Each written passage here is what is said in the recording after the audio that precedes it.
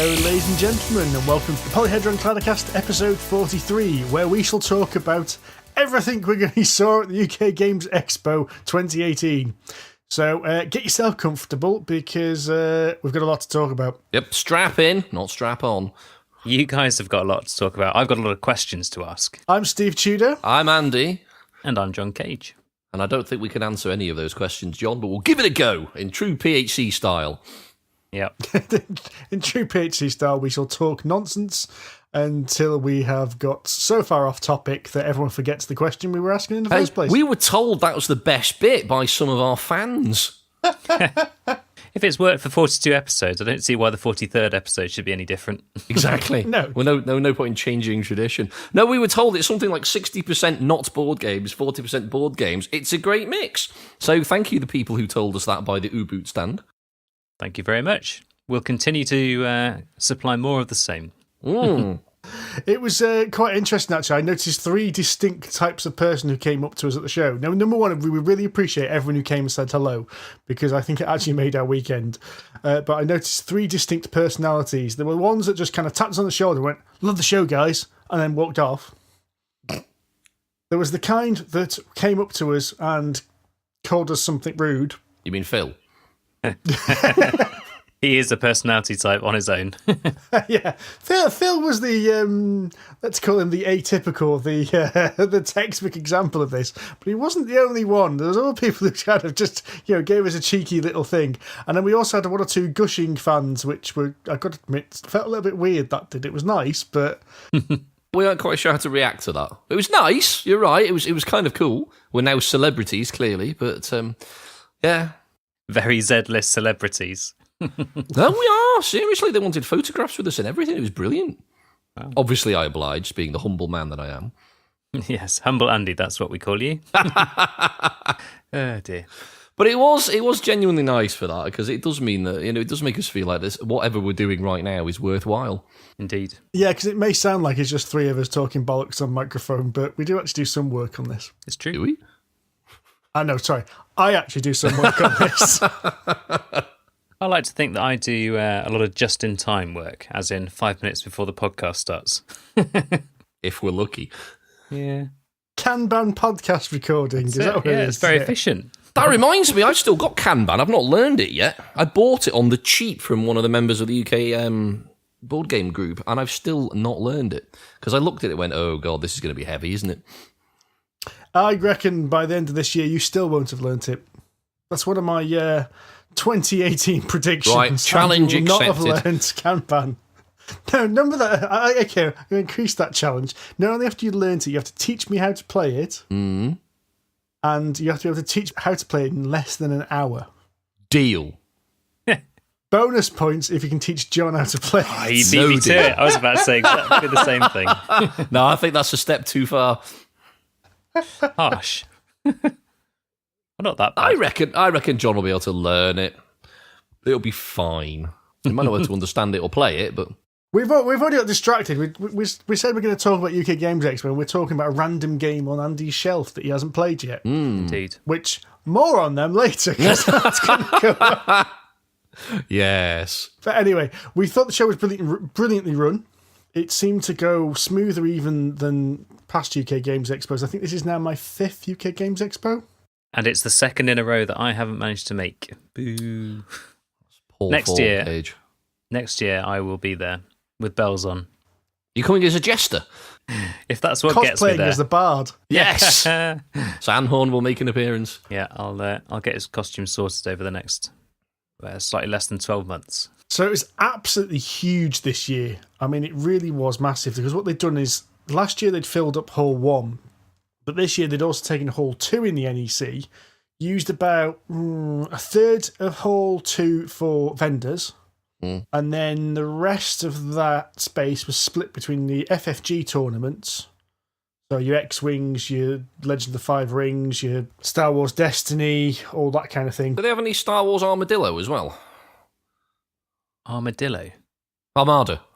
Yes. Yeah. I had to think then. Which the entrance to the FFG tournament area was this massive like Shinto shrine stand, It was quite cool. which is absolutely awesome. And then there was a massive open gaming plan area there as well, which was really cool because if you wanted to have a go, in the past, you've always had to go to the Hilton. And even though there was open gaming space in the Hilton, you could quite literally walk to the other end of the conference hall if you wanted to play a game. That's cool. Which we did a couple of times, actually. It was a couple of times of, should we just go play this? Yeah, just pop over there, grab a table, play a game, come back into the expo itself. Yeah, it was very handy, very handy. And there was tons of room. I remember finding it quite frustrating the 2 years ago when I did go, not being able to find anywhere to just sit down and play something now and again. Because you got to have a little bit of a break from doing all the press stuff now and again. Otherwise, you end up the weekend dead. Oh, that still happened anyway. Yes. You stand slightly better chance of surviving the weekend, let's put it that way.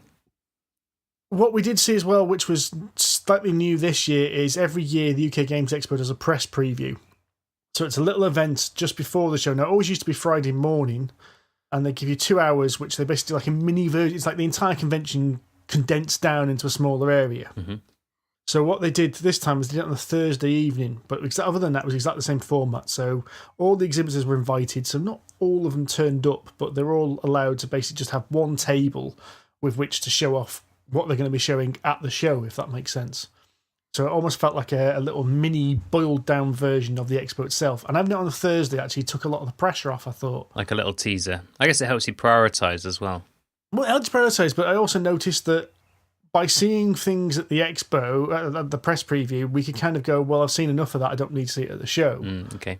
There was also a few things which we saw at the press preview, which I'm adamant were not in that trade hall at all. Yeah, no, I agree. They weren't there at all. Yeah. Hang on a minute. I wanted to see this. Where is it? I couldn't find it. It's like we're looking for the list here, and we wanted to go see Life Force from Tristan Hall Productions. Lifeform. Hall or Nothing. Lifeform, sorry. From Hall or Nothing, which is Tristan's thing.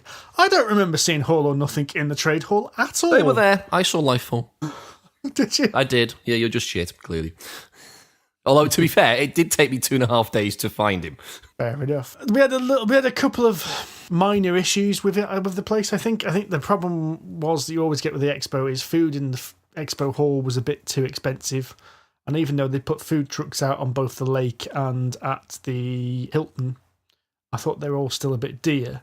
But we noticed something which was there last time, but we didn't really click on, is Resorts World, which is basically an out-of-town shopping centre, is halfway between the expo hall and the car park. Okay. Which has got, basically, it's like, mall kind of thing, you know. And so we went and had food there. Basically, we had GBK, so Gourmet Burger Kitchen burger, for about £1 more than it cost for buy a dirty burger from the van outside. It's true. It was good. My burger came out mooing. Well, that sounds like a good deal. It was really good. And we had a beer as well, belting. Nice. Yeah. Took the edge off. I think you need that to keep you sane. Yes. It was good, very good. And we can go shopping as well, which was nice. So buy some jewellery, some new pants, whatever. Some bejeweled pants. Yes. Diamantes on my boxes. What shop were you going to? I've just heard what Andy likes to wear. I was going to accessorise. Why, you a 12-year-old girl? Well, yeah, that's me. That's pretty much my taste. It's all right. He's got his bejeweled pants on today. You can't see his pijazzle. I needed to accessorise my hat. Yes, I didn't get to see the hat. But Did you not? I've heard rumour that it was different. It is a different hat. It was a good hat. My favourite hat. With his rucksack on is this hat and his shorts. He looked a bit like, is it Steve Irwin, the Australian Yes. guy? Or Okay. Bear And Grylls. somebody else said it looked like, I made a brilliantly dad joke which made Amanda roll her eyes so hard she almost knocked us out of balance. Because I said he is a hunter, he's hunting big game. That's a good one. No, don't encourage him, John. What this exhibitor really doesn't like is when you chuck your thumb up his bottom. Oh, yeah, now he's really pissed off. Oh, we got a fighter here. Yeah, I could picture it. Or me sticking my thumb up an exhibitor's arse. I hope not. You and your hat, you daft idiot. Ah, yes. There's an excellent picture of me in my hat on the Geekinson stand, which we really enjoyed. Yes, I have seen that. Because they had a Wild West theme, but they had a cart, like a wagon. So one of the sort of old Wild West wagons, which had a small gaming table on the top. It was superb. It's pretty cool. What games did they have playing on there? I meant to ask. Oh, they didn't. It was just all sort of just selling the tables. But yeah, we got on, and that cart was rickety as but I nearly fell off it, but it looked fantastic. It looked amazing, but did look like it was going to tip over when everyone walked into it. Oh, God, yes. Onto it. Obviously, wasn't Geekinson made then? No. But the table on top looked pretty good. And they have a new range now. They have kind of a affordable range. It's something like 150, maybe £300 for a small sort of coffee table-sized table. It was under a different brand name, so it wasn't under Geekinson. Right. And I'm struggling to remember what the brand name was now, but it was kind of Daughter? like... No, it wasn't Geekinson at all. It was some... I want to say something like Big Whale Gaming Tables or something like that. Okay. But what the idea is rather than... The Geekinson tables are made from full-on wood, so they're made from oak and what have you. Mm-hmm. Whereas these tables were like an IKEA equivalent. Okay. Chipboard. So, covered chipboard kind of thing. And the idea is they were much cheaper, but similar kind of style. So the sunken table with the cover. Yeah. And what they were doing, at least to begin with, was selling these tables to exhibitors at shows like the Expo or Origins, that kind of thing. So the Pegasus Spiel stand were using these tables. Okay. As a way to demo things. Yeah. Yeah, okay. I mean, they're much smaller than my Geekinson table, for instance. But they're lighter, so they're easy to carry in because my Geekinson table was an absolute ton. Yeah. Less heirloomy. But but just as functional. Yeah. Yeah, very cool. Quite nice. They did cause a bit of controversy, though, Geekinson, though, didn't they? Did they? You see that? I did not. What did they do? Well, on the Friday, if you noticed, they had all the male members of staff wearing like waistcoats and cowboy hats. Oh, I see. Yes. And all the women were wearing the saloon lady outfit. Corsets and skirts. Saloon ladies, shall we call them? Yes. Ladies of negotiable virtue costumes. Oops. And if you noticed on the Saturday and Friday, they weren't wearing them because there was a bit of a Twitter outcry about it. Was there? I did not know that.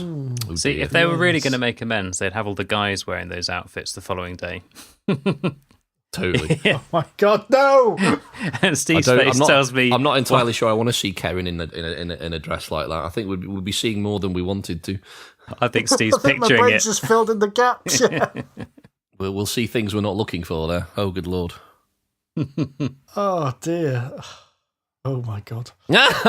He looks picturing actually Steve. sickened. He's gone Can green. we talk about some games before I...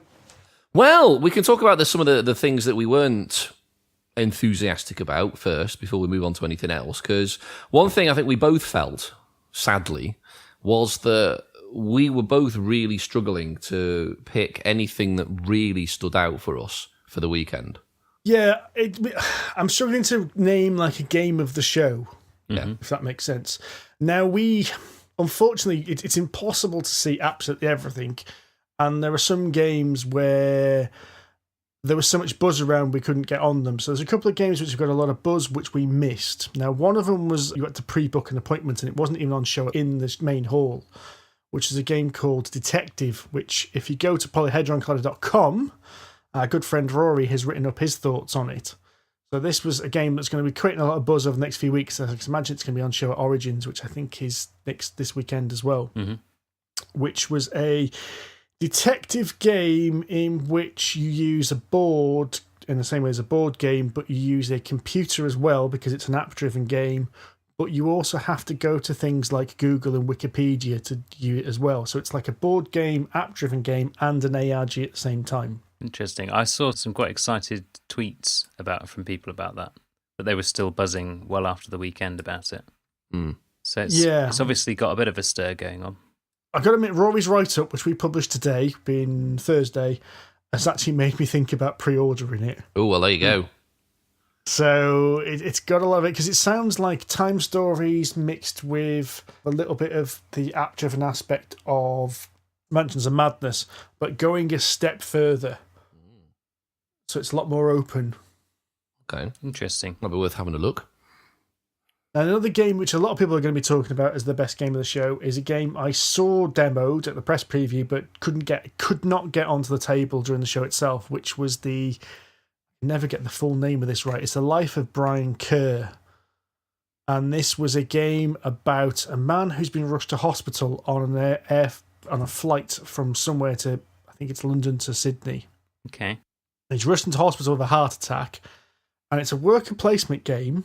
Hello. Where your workers are the hospital staff. And you've basically got 3 goals, which is 1, to keep him alive, because he's had a heart attack, so he's dying. So you need to, medicate him and diagnose him. The other one is to make sure that the hospital staff don't get exhausted and demoralised because you've overworked them. Right. Mm. And then last of all, you're trying to work out who he is. Oh, he's a John Doe, is he? It's more you're trying to work out his memories and trying to work out his past. And you do this via this deck of cards, which will show you kind of blurred pictures. Oh, so certain actions will reveal these blurred pictures, and you lay out the pictures in almost like a jigsaw puzzle. But on the reverse of the card, I know it was on the reverse card or on the second card, I think, there was a non-blurred version. And the idea is you were trying to make these little vignettes, these little snapshots. So the one that they showed me at the press preview demo was him going through his memory. So it was the birth of his daughter, I think. Right. So the main image was him holding the baby. And you could make out on the blurred version, it was enough detail that you kind of go, well, I think that's holding a baby, but you didn't know what the other things were, and so you were trying to link these memories to try and make a pattern of it. That sounds pretty good. Sounds interesting. It was really fascinating. Again, unfortunately, it was so busy that I couldn't get actually on to play it, but everyone I know who's played this, and as I said, I went through all the mechanics at the press preview. It sounds really interesting, something really different as well. Okay. We saw a lot of miniatures games, we saw a lot of quick card games, we saw a lot of worker placement Euro games, but this looked very, very different. Okay, interesting. Does he have a brother called Juan? I have resisted not to call it the Life and Times of Wayne Kerr.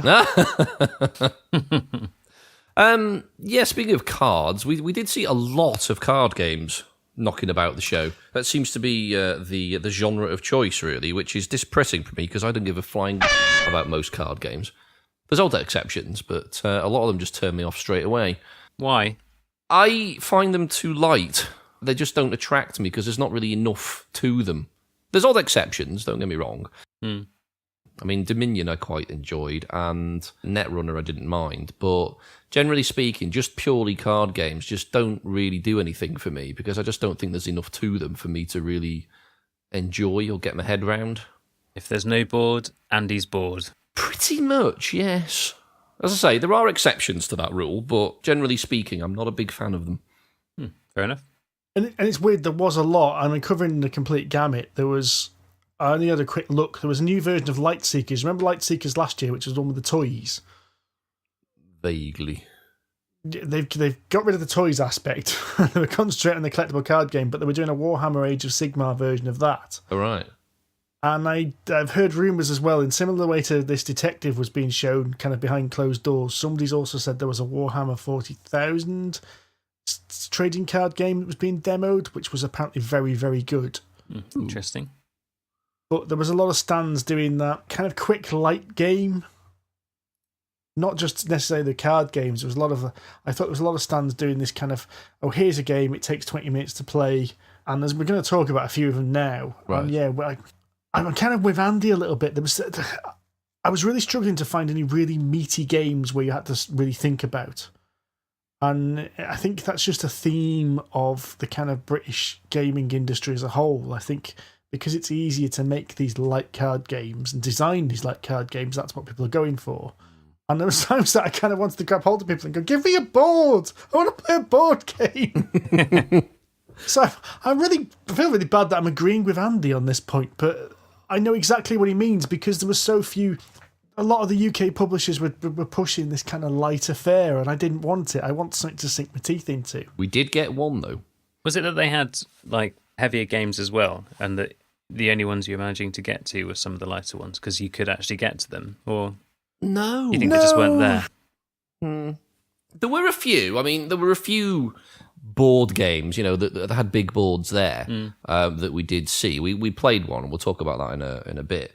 But other than, I think, Phalanx, which again we'll talk about, NSKN, and See, I'm already running out of Brain Crack and Alley Cat. Yeah, but even then they weren't big board games, but they did have some good stuff. Oh no, but there was some meaty stuff on there. That's what I'm saying. Other than that, I've run out of publishers already, and I've not even made 5 yet that I can name that really sort of I want to go, oh right, okay, that's going to bake my noodle.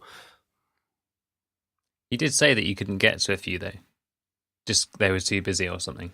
Not even things I saw, that's the thing, John. It's not as if you could sort of you could walk past and go, that's a really big board, but there's a massive queue. It's just that they just weren't there. Fair enough. Most of the stands just had the card games, or, you could put a shitload of cards out and make whatever the equivalent of a board is, or on a big mat, and there's like a lot of cards on display. But there was nothing there that had, the traditional board, lots of pieces. I mean, we're talking sort of heavy Euro style here, but even lighter games that had a big board and a lot of pieces on them, they just didn't seem to be there. So I don't know if there's a trend in the industry from publishers to move away from things like that because it's more expensive. I don't know. But it was a bit disappointing for those of us who like things with more bits in. Maybe they're just on a break. Maybe they let us catch up. Yeah, next year they'll come back with just all board games. You'll be like, oh, I wish there was a few light ones. I will never say that. To be honest, it's a shame you missed out, actually, John, because I know you're obviously a fan of the lighter games. I think you'd have probably been in hog heaven seeing lots and lots of lighter games like that. But I like a mix. I had to stay away from the Middle-earth 5th edition D&D table, though. Oh, God. Oh, God, yes. That could have been financially ruinous. I went back to that table about 4 times. Did you buy anything? And each time I gently thumbed through the books and then put them down. Just sort of stroke them gently, go. Yeah. I did cave though when it came to buying D&D stuff. I ended up buying the 3 tile sets, the dungeon tiles, because I've had my eye on them for a while, but I've never actually been able to find all 3 sets in one place. What are the tile sets? Sorry. You know what we do on Roll20, where there's a map and you move miniatures and stuff around? Yeah. Wizards of the Coast have produced sets of tiles with, grids and stuff on them that are themed. So you can have ones for city, ones for wilderness, and ones for, I think it's dungeon as well, where you can build a map out of just different shaped tiles. So round rooms, square rooms, long corridors, bigger areas. Open areas of wilderness, upturned carts, grassland, and cities with roofs and streets and all that sort of stuff. So you can mix and match all of these tiles and make a map as you go. So as the adventurers move their miniatures around, or standees or whatever you use. You then lay out another room. Yeah, exactly. So it's quite nice. I mean, you and I, we all talked about not being a big fan of maps because people focus on the miniatures a little more. But in some circumstances, it's quite useful. So I thought, well, bollocks to it. And also, it looks really good in my D&D chest. So, and let's be honest, that's all that's really important. Does it pretty look much, nice? Yes. Yeah, exactly. It's pretties, and that's what we want. We're getting closer to Andy's actual nickname with Shallow Andy. Speaking of D&D, it was bizarre actually that this weekend we were absorbed by the UK Games Expo. We kind of got away from it, checked my phone, and it was like the big D&D event in Los Angeles or whatever, where they announced loads of expansions and stuff. Stream of many eyes. And they put googly eyes on a beholder. That was amazing. Yeah. In fact, I ended up talking to a lady at the Shop and Drop, as it happens, called George, and she was very interested in getting started on D&D. So I talked to her for a while, taught the ears off her, really. She's a new, wanted to get started. So she did eventually escape, though. She did eventually escape, yeah. Well, she couldn't really go far because she was behind the counter. She was trapped. Trapped and looking nervous. But she made the mistake of asking me, so I was standing there for about 15 minutes talking at her, really, not to her. Oh, bastards. She has written to me since and asked for some stuff, so she is now falling down the rabbit hole of D&D, which is great. Did she ask for a restraining order? That'll be in the next email. Yeah. Did quickly speak to the Pathfinder people as well, because I was intrigued as to know. I was doing it on your behalf, actually, John, because you'd mentioned in the last episode you'd like to know a bit more. Thank you very much. And so I was asking about the Pathfinder version 2. Mm-hmm. And I was under the impression you had to buy this like playtest version. And they said that's miscommunication. What they're going to do is they're going to do playtest rules and a playtest adventure, which are both going to be available for free in PDF format. Yeah, okay. but you can buy a physical copy if you want. Gotcha. So you could just download it, have a crack, see what you think about it, and if you think it's good enough, pay some money. Well, no, they then feed that back. What you thought of it gets fed back into the playtest developers, and much the same that D&D actually did with when it went from 4 to 5. They did D&D Next. Okay. And they released free rules and some adventures for it, which you could then use to kind of explore these new rules and play test them. And so that's what they're doing with Pathfinder. Gotcha. Cool. We did actually get told, it's the same guys we were talking to by the Phalanx stand. They were all like, oh yeah, we want to play D&D now. Because we'd spent a few episodes talking about D&D. Like, yeah, we want to play it again now. God damn you. I got to say, the sessions we've had recently, they've worked particularly well. It's been a lot of fun. I am rather jealous. Arrakis is getting itchy. It's all encompassing though. It's taking over my life. I swear it. I seem to spend just all day leafing through Dungeons and Dragons books now. I love it. I'm well I always and find truly down that whenever rabbit my hole. character has to upgrade, level up, I spend like weeks just mulling over what all the possibilities could be and where he's going to go eventually. And then as soon as that's done, it's like I'm back to just thinking like 10 minutes before the show, what spells have I got again? What does my guy do? Who do I need to not piss off? How do I play this character don't well? piss him off. or the elves by the sounds of it. We didn't piss them off. We backed away quietly. But we're going to come back and punch them in the face because they were rude. Oh, well, in that case, they've clearly deserved it. If there's one thing my character doesn't like, it's people squashing other people. So he's going to be back, and he's going to be grumpy. So you're going to have a word with Benjin then? Because it sounds like Benjin does a bit of the old squashing as well. Yeah, our barbarian, our party, has a habit of just charging in or lighting torches and illuminating the entire party to all the baddies in the near vicinity that might possibly want to eat us. So I think my character just needs to have a word and just point out that sometimes it's worth having a little bit of quiet time first so that we can get people in place. We're still going to rush them. We're still going to beat people up. No need to panic about that. We just need to take our time slightly at the beginning before we rush it. Benjin, come back! Old smash! Or we could just improvise. And away we go. Awesome. It is a lot of fun. I've tried to pare down your lists a little bit, just by picking the stuff that I thought sounded interesting from your lists. So maybe we should start with those ones. Go on then, John. Good Ask away, and we shall pick a game and enlighten you. Fallout. They were. I don't know what your experience was of. It's Modiphius, isn't it, that do Fallout? Mm-hmm. Yeah. They were blasé when I saw them at the press preview. I don't know if things improved over the weekend. So I got quite a bit of information about the press preview, and I said I wanted to try this, but yeah, I had a bit of a problem. I think it was Sunday morning. I headed straight for the Fallout stand and went, yeah, I'm going to get a demo of this. And I don't know if it was just because it's the third day and everyone was getting a bit tired, but he was very slowly and meticulously laying the components out. Mm. And it was like, you're going to be about half an hour here, aren't you? You are going to be half an hour, aren't you? Yes. Okay, I'm going to go play Ragusa with Rory then.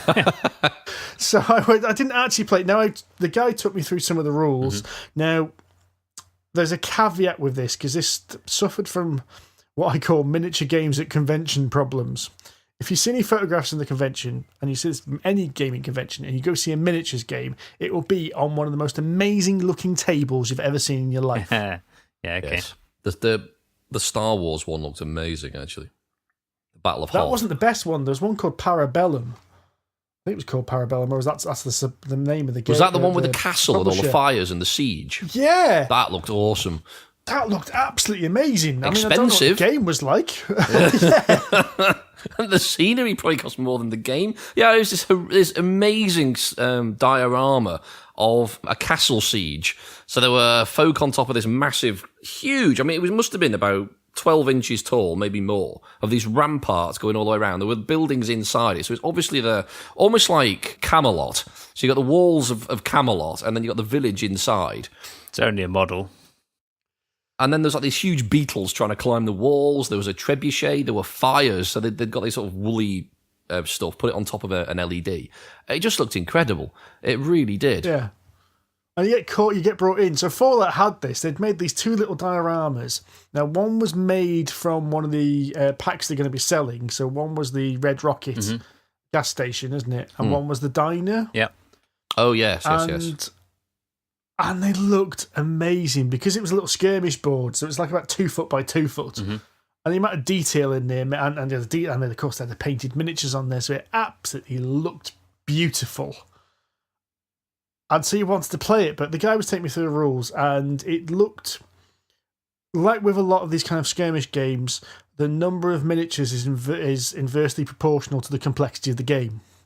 Right. Okay. So if you think something like 40k or what used to be Warhammer Fantasy Battles, it has to be relatively simple mechanics to keep the game moving. Yeah. You don't be rolling, looking up charts and tables for every single combat you do. Whereas this has got like 3 or 4 models on a side, so this is like smaller than Infinity. This game. Yeah. Okay. So they've done a lot Infinity, to try the miniatures and game, that is not just Yes. the mathematical. the mathematical Fundamentally, concepts. everything's smaller than Infinity. So they've done a lot to try and make the game streamlined. For instance, ranges were all colour coded, and there were several rulers. In the same way that you get like X-wing, which is like 1, 2, 3, 4. This was just colour coded. So like you threw a grenade, it was range blue. So you get the blue ruler, and that was how far you could throw it. Okay. But when I was watching it, there was a lot of, well, you do that, which gives you this modifier, which gives you that modifier, and this. So it had that kind of, well, you may only have 4 miniatures, but this is quite in depth. Okay. Which is a mixed bag. Sometimes that means it can work really well because the small amount of miniatures, you can get into really gritty things and use the cover and equipment and such things like that. I really like that. As long as it doesn't get too bogged down in it should be all right. But as I said, I didn't actually get a chance to play it because the bloody boy was setting it up and being far too delicate with it. I was just like, I just want to play the damn thing. But the starter set did look quite nice, actually, I must admit. And all the miniatures, they actually had final production quality miniatures there rather than like the resin prototypes. And they looked really nice. They looked lovely, actually. The Deathclaw and the Super Mutants looked fantastic, actually. Really they pre-painted the Super Mutants again, so you had that kind of, my God, somebody who paints for a living has painted this, so it looks absolutely gorgeous. Mine will not look anything like this. And in my mind, it could look like this. It could. Mine will just be a green blob. As a bit of a counter to Fallout, one game I did see quite in depth was a game called Wildlands. So this is a miniatures skirmish style game that's coming from Martin Wallace and Osprey. Okay. So this is a company who do Gaslands and a few other games. This was a board game, which was like a board game skirmish game. So it wasn't played on scenery, it was played on a board. The version I was shown was going to be double-sided, so you can have different maps. And it was like an objective scoring game. So you had to get to an objective and get it back off the board kind of thing. Okay. But what was interesting was it was all card-based. So you had a deck of cards in your hand, and certain cards can only be used on certain characters in your team. Right. And so you draw a card, it might have a character on, and might allow you to make an attack, it might allow you to move. And it was about careful hand management about how you did things. What was interesting, though, is you don't set up all your miniatures at the beginning of the game. All your miniatures are kind of set up secretly, and you have to reveal them and activate them so you can set up ambushes and things like that. Okay, that's quite cool. What was also interesting is you can interrupt other people's turns. Oh. So somebody could be doing something and they move, and then if you've got the right cards in your hand, you could interrupt them with one of your characters and try and sniper them as they ran past. Yeah, excuse me, dunk. Quite a lot like some of the mechanics in Infinity, then. Yeah, but take Infinity and pare it down to a really simple, streamlined board game. Okay. Is Infinity that one with the terrain and stuff that you've got into, John? Yeah. Well, me and Steve got into. So take all that out and think of it more of a board game level of complexity. So rather than it being about terrain and scenery and cover and that kind of thing, it was about managing your hand of cards. Yeah, okay. That sounds quite cool. I know you guys have not played it, but it reminded me quite a lot of Arcadia Quest, but without the annoying dice aspects of it. Because Arcadia Quest, although a lot of fun, can be a bit beholden to the roll of a dice in some places. Okay. So it was in that kind of style. So if you liked Arcadia Quest, keep an eye out for this. I think it's coming out at Essen. I think this is going to be big. Because Osprey so far have not pushed out stuff which they're going to just push out and leave like a few companies do. They're looking to support these games for some time, so they're spending a lot of effort honing this down. And as I went through it with the designer Martin Wallace, who's one of the superstar designers in tabletop, and I think this might be it's. I'd need to play it again. I don't want to play it properly, sorry, because it was a very short kind of demo show through. But it looked like this could be the contender for my game of the show, to be fair. Okay. Awesome. Speaking of Martin Wallace, just briefly, I did finally get to see the Brass games. What Brass. I am waiting for from Brass, yes. Old jokes die hard. Yes. They had Brass Birmingham was on at the press preview, so I sort of wandered past it and went, "Ooh, ding! Hello." They weren't demoing that, but they were at the... Now, I've got to get this right. I think it was the Asmodee UK stand. I got corrected by saying, "Oh, no, it's Modiphius." "No, it's not. It's Asmodee UK. Go away." And that was being demonstrated as well. That was the Brass Lancashire game, and this is the sort of pre-release version of that. What's on it's actually on the boat from China as we speak. So it should be about sort of end of July by the time we get that. But that looked lovely. All the hallmarks of a fantastic game. Dry, pretty, extremely complicated. Just the sort of thing John hates and I love. Did look very pretty. I did have a look at it. It did. It was a very pretty board. I didn't get to play it, sadly, but I saw a few people playing it and it looked pretty good. Speaking again of Martin Wallace, I was a bit intrigued about this game, and then as soon as I found out what it was really interesting. So Phalanx are releasing a game called Nancy Narking. Yes. Nancy Narking. Right. Ignore the name of the game. Okay. Right. It's a game set in Victorian London, but ignore that, really, because they said, "Oh, do you want to try and play it?" And it's like, well, there's no point, because once they'd explained it, I realised I'd already played this a couple of times. This is a remake of Discworld Ankh-Morpork. Right. But without the Terry Pratchett license. Okay. So they've kind of chucked it into, as you say, Victorian London. So there's all the characters from Sherlock Holmes, Oliver Twist, all of it sort of Victorian characters from sort of popular novels and worlds like that. So I had a very in-depth conversation with the Phalanx guys on that, much to your consternation, if I remember rightly, Mr. Tudor. You stood there tapping your watch as I'm gabbing away. Well, I think we're supposed to be playing something else somewhere else at that point. Yeah, probably. Come on, I know this game. I've played it. It's Ankh-Morpork. Well, I haven't. Off. What is fascinating is they said Phalanx guys were saying, well, we didn't actually have to change the board because Ankh-Morpork is just London turned 90 degrees. Is it? The River Ankh. Yeah, I didn't know this until they told me this, and as soon as they said this, I was like, "Oh my god! Oh god, I'm such an idiot." The River Ankh is the Thames. The Tower of High Wizardry is Big Ben. No way. Vetinari's Palace is Buckingham Palace. They all match in the same places, and I'm like, oh man. For God's sake, I'm a moron for not spotting this. I'm a massive Discworld fan. I've got a poster downstairs with the name of every single character in every single book on it. It's very cool. But now I'm thinking I need a map of Ankh-Morpork so I can turn it through 90 degrees and go, oh. Also, speaking of Phalanx, we might as well cover Phalanx while we're on their table. They've also advanced Uboot, which I've had my eye on for ages, and this is the sort of submarine simulation game that I played last Expo. I spent a little bit of time on this because I was curious to see what they've done with it, and now it looks amazing. They've got the 3D cardboard model of the submarine, they've got a lot of miniatures and bits like that, and more interestingly, the app is now fully operational, and you use it on your laptop or smartphone rather, and it's aside from controlling the game, it's also the periscope bit, so you can move it around. I was just about to say, it's fantastic. You move it around like a proper periscope, and it scans across the ocean. It did look cool. It's really, watching really, really people good. use their phone as a periscope looked amazing. Yes, that was brilliant. And of course, playing it, and there's all these things going off in the background, all these bells going, yes, your submarine is screwed, it's now on fire. But you can you can fire torpedoes and shoot ships and stuff, and all these alarms go off. It was brilliant, really, really good, really tense. So I'm really looking forward to that when it comes out, which hopefully should be later this year, I think, when it delivers. And also, one more thing that they're working on at the moment, which is still in prototype, is a game called Europe Divided. Another sort of... shut up. Another political... Some of us like political conquest games, you sarcastic twats. I don't know what you're on about. But another 2-player game, so a little bit like Hannibal, but a bit lighter. One of you takes on the role of Russia, the other one takes on the role of the UN and NATO. And the idea is just basically sort of move and counter move, but driven by cards. A bit lighter than Hannibal and Hamilcar. Oh, yeah. Bit lighter. So about the weight of a pregnant hippo, then. A lot lighter. It's nowhere near that heavy. There's a lot of thinking. Again, there's not much war in it. It's more sort of political manoeuvring.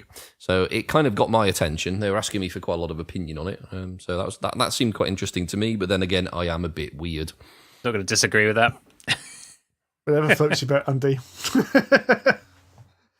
I'm sure, based on Phalanx, it will be in-depth, accurate, and no doubt full of strategy. Yep. Exactly. That's why I'm looking forward to it. Why doesn't Andy tell us about sneaky ninjas? Sneaky ninjas. Well, we both saw this, to be fair. I mean, I saw it in the press preview. It kind of caught my eye because it looks really colourful, and it is. It's still a prototype, so I think... what they call Backspindle make this. So the people who make Morn Quest, and they've done Clacks, which you've got. Mm-hmm. So it's the same people. We were talked at for a good 25 minutes about this. And basically the idea is you have a little ninja and you run across rooftops to try and rob the palace at the end of the road and then try and get out again. And the first person to do that wins. So it's quite a light, small little game. Takes about, I think the idea is it's supposed to take about half an hour, give or take. And there are lanterns all the way along the streets. So if you run over a lantern, you'll get seen and you'll suffer some kind of consequence. There are also guards. Some of them move, some of them don't. Again, it's still a prototype, but it looked really fun, quite light. I really loved the style of the miniatures, the ninjas. They're slightly cartoony. They almost look like those big bobbleheads that you can buy in boxes these days. Chiwis. They're the ones. But it looks great. Shiwis. Chiwis. Oh, chibis. Shiwis are something else. Not a shiwi. No, shiwi. Completely different. I was like, what kind of board games have you guys been playing? Some sort of peculiar party game. The miniatures were actually surplus from another game. They're from a game called Little Ninjas, because Backspindle are working in partnership with Ninja Theory, I think they're called. Yeah, they make computer games on PlayStation. They made... No, that's not. That's a different. I've got. It's not Ninja Theory then. No, okay. Ninja Division. Sorry. There you go. They partnered with Ninja Division, who are an American company. So what they use, Ninja Division made Little Ninjas, so they're using the same miniatures because they've already got the molds, basically. But it does look good. There's still a few tweaks they want to make, although from what they were telling us that they got something like a month before the thing goes off to a print run, and they're tweaking a load of the mechanics. And Steve and I walked away thinking, okay, well, you agree with the tweaks, but there's no way you're getting that done in a month. When you say tweaks, did you guys rewrite the game? No, not at all. We didn't really comment because we couldn't play it. We just sort of sat and looked at it and we got talked through it. But it was an interesting discussion and to see how what they had planned and various other sort of modifications and stuff they're going to do to it. But Steve and I sort of walked away sort of with a raised eyebrow thinking, that's a lot to get done in a month with play testing. But we'll see what happens because I think they're planning to release at Essen basically. So whether they succeed or not is another matter. It was ambitious, I think. Yes, I agree. All right, how about something off of Steve's pile, and one that I was quite interested in, but he beat me to it, and that was Everrain. So Everrain, unfortunately, was not demoable at the expo. So you didn't miss out much there, actually. However, Adam from Grimlord Games did take me through how the game's going to work at the press preview. That's another advantage of the press preview. You managed to get in and get all this chat done. It looks really good from my point of view. You're managing your ships. There's a little bit of worker placement on the deck of your ship. So deciding where your crew are going to go to man the rigging, to steer, to man the helm. You've also got a little bit of managing who's below deck, so cooks, medics, that kind of thing. And it's a cooperative game where you will go out and explore the sea, and it's a modular tiles that lay out, and you'll avoid sea monsters or fight sea monsters and upgrade your ship and do things like that. It looked really cool. The demo boards they were showing is the ships were like really big, so that managing your ship is going to be a major part of the game. Okay. Nice. They are a miniatures game company. What they've done in the past is a game called Village Attacks and another game called Endure the Stars. Now, they had Village Attacks on show, and I didn't get a chance to play that either. But I've heard loads of good things from people who'd seen it. I wanted to have a look at Endure the Stars because that's the one that intrigued me by them as well. But they were saying they're just about to work on version 2 of that, so they didn't have any of that there. Lots of stuff in progress. Yes, lots of stuff in progress and something definitely to keep an eye on. Interesting. So I have to ask, Steve, what is Sexy Dice? Now, Sexy Dice is not a game. So this is a list we're working on. It's not Sexy Dice is not a game called Sexy Dice. It's not one of those dice where you roll and it's got like Is it like some kind of is it the thing that you play with your wife in a failing marriage to try and spice things up? No, this were a lot of dice which were sexy. Right, I had to ask the question. I thought that's what it was going to be, but just in case. Yeah, this was a combination of the stand from Q Workshop, and I'm a big fan of their work. Q Workshop are the laser cut dice. They all have like really intricate faces on them. They are lovely, and then there's D and Dice as well. So they're multifaceted dice, and they're the ones that I almost gave myself a hernia resisting buying, because there were sets there. There was one flame kissed titanium.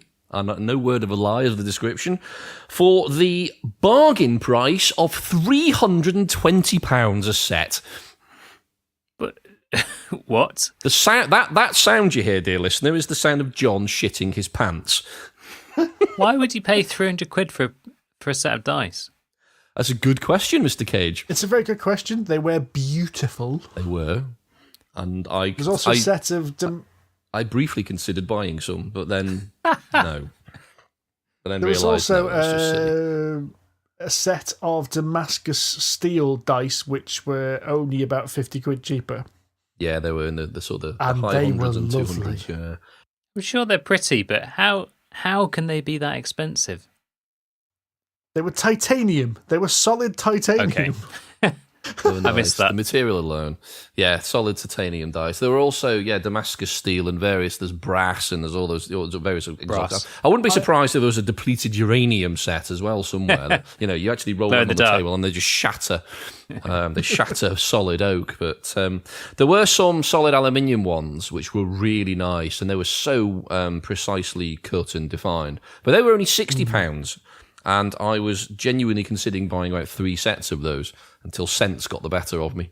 Those are the anodized ones, weren't they? Yeah, they were lovely. Yeah. And I was thinking, I could get I actually asked the guy in charge of the stand, so if I bought a bulk pack, would I get a discount? He says, absolutely yes. Right, I'll be back. I wasn't. I was tempted, I must admit, though. I think there was some rose gold coloured ones, which I think were actually like a tinted brass. Yeah, which are about 25 quid, which I nearly bought. Yeah, they're more along the lines of the ones I've already got. The 2 sets of metal dice I've got, that's that price range. They were about £25 a set, and they're basically just either steel or zinc or whatever the hell they are.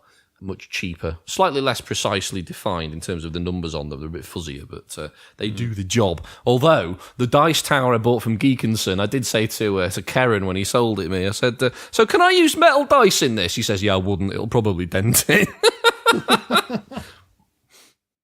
I can't help feeling that one of the big problems with metal dice is it's impossible to check whether they're fair, because you can't drop them in salt water and do the same test.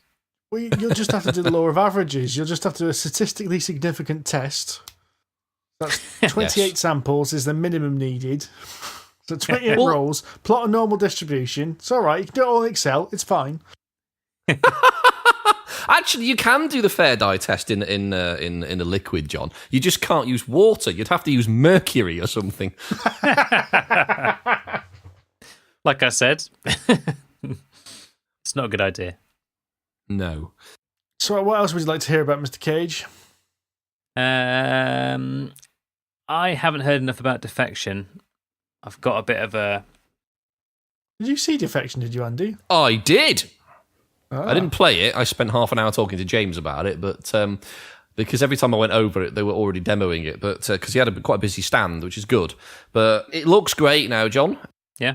Not that it didn't look good to start, but they've introduced a lot of changes based on our feedback. So if it's shit, it's our fault. I was just about to ask if they'd taken on board any more of our stupid suggestions. They really have, actually. He's taken on loads. He's taken on a few of mine to remove a little bit more of the over and ridiculous randomness, but it's still in there. So now you can be a bit more proactive about the randomness. That sounds cool. Yeah, exactly. So, I mean, I'm very interested in it now, having talked through it. So they've introduced a new set of hexes as well. So instead of just having the white-backed ones, there's a huge deck of these things, as you remember, but there's also a deck of red-backed ones now. So you go through the white-backed ones, but if you keep going further and further into the game, you get these red-backed ones, which are generally nastier. Right. And you can start planning your route a bit more. So the idea is that you can, push your luck a bit with the dice rolls and sort of zoom through it, or you can kind of plot your course around them a bit more easily. But the more you go through the hexes, of course, the more you'll cycle through and the more chance you've got of getting a red one. He's changed a couple of the other things, so you always get an onboard. I think it's a pilot that you start with, because some of us complained that, hang on a minute, why can't we just steer through, because I got smashed in the face with a supernova in the first turn, if you remember, and I wasn't impressed. So he's already confirmed that change back in the City of Games. Aircon. Yeah. No, it was Aircon, because we played it at City of Games. Yes, sorry, you're That's right. Aircon, Yeah. So yeah, he's got that in there now. I've seen how that works, and he's also added the option now that if you can attack. If you attack someone, if you spent your money, say for example, on kitting out your ship with lots of weapons, but somebody boarded you, were basically screwed, or if vice versa, you boarded someone and they had loads and loads of, they had no guns, but they'd kitted out their ship with internal security. Now you get a bit of a choice. So there's a slight bit of balance between whether you want to kit your ship out with guns and stuff, or have the internal security as well. So you've got a bit more strategy around that. So it sounded a bit more flexible, basically. Cool. So yeah, all of these little tweaks just seem to sound a lot more up my street as well. So, but again, it's basically broadly the same game, just a few minor tweaks. I do worry that he's going to end up with a game that all three of us buy and everybody else hates. Do you know what? I don't care. I mean, we'll be happy, but... Exactly. Not great for his business model. I shouldn't put us down. If all three of us like a game, it's got to be incredible. Agreed, because our taste is many and varied. But it seemed to be very popular at the show. There's a set of guys that I saw a couple of times actually playing it, so they must have come back for more. It was really busy every time I saw it, so I think Defection's going to do quite well. It always seemed to get really good press. Loads of people really enjoyed it from what I saw, so it looks like James is onto a bit of a winner there, I reckon. Good stuff. Speaking of a game which all three of us should like, we did play the sequel to Century Spice Road. Aha. We did. And we say we played. We bought on the Friday before it sold out and played it Friday night before we went home. Fair dues. And it's good? It is good. It is. It's bizarre because it's similar enough that it feels familiar. Yeah.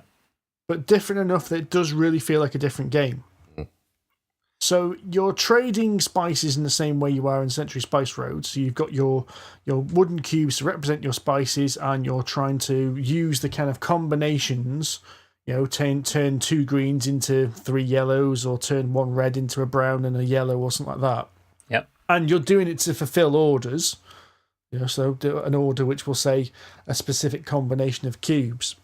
But rather than doing it via cards, which were in Century Spice Road, for the cards are in your hand, everything is on a modular board in front of you, which represents like an ocean. So you have a little ship which has to move around the board.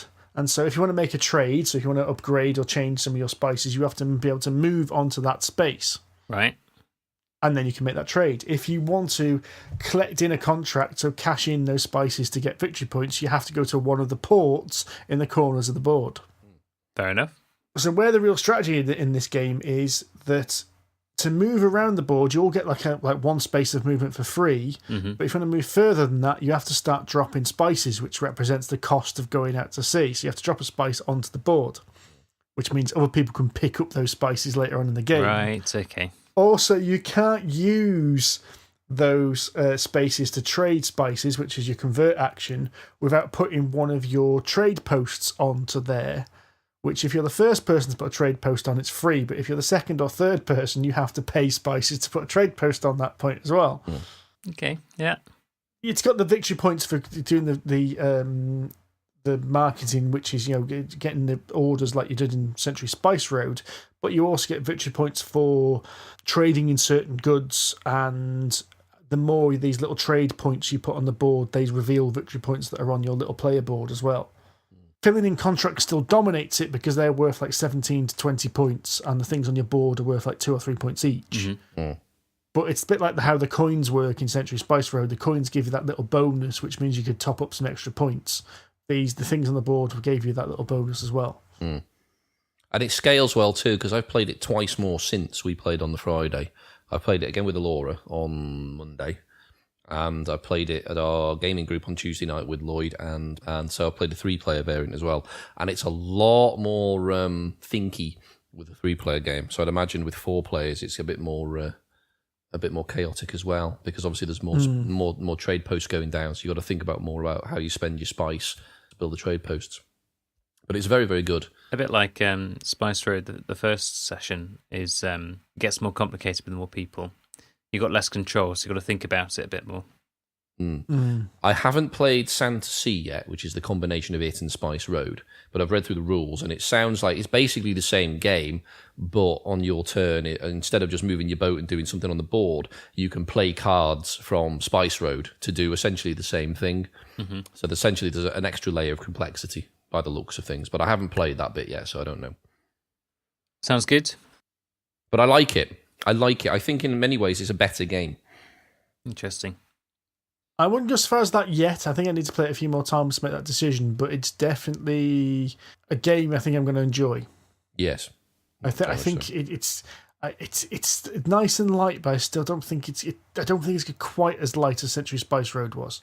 No, it is slightly heavier. There is a bit more, as I say, especially with 3 players. Now I've played it a couple more times. There's, I think, slightly more to it because it's essentially Spice Road, but all the cards are out face up, so everyone gets to choose where they go. Think about it that way. So you don't see, like in Spice Road, everyone's cards are hidden, whereas in Eastern Wonders, all the trade cards essentially are all on the table, so everyone can see them. And basically, you've just got to try and plot the best way through them to get what you're trying to do. Yeah, it makes sense. So there's sort of open competition rather than sort of private competition, if that makes sense.